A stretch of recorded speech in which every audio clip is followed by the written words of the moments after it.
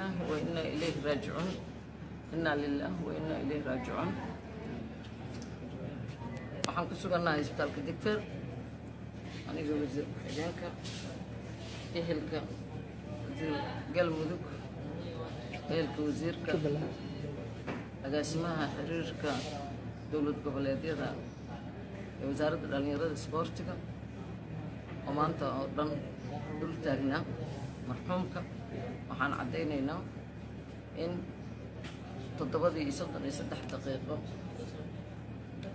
أباري قدر فيتي ونفتك واي وزير كده اللي يراد سبورتيكا دولة كبلتك جبلان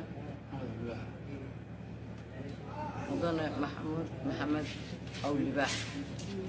إنا لله وإنا إليه راجعون. فلك أرجع السدى أرحم لاوياشة ولك عام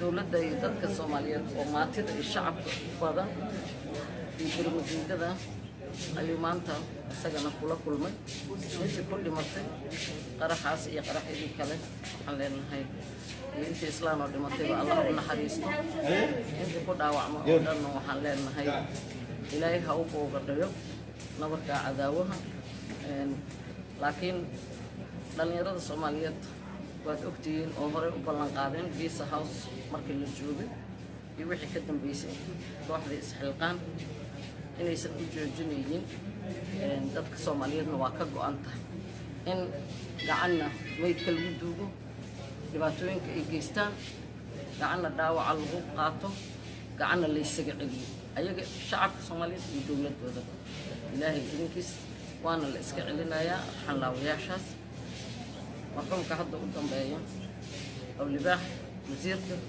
Jubbaland ee dhalinyarada isboortiga أنت كلو دمتني مركلو حلال هاي الله الحريصة. إنا لله وإنا إليه راجعون. إنا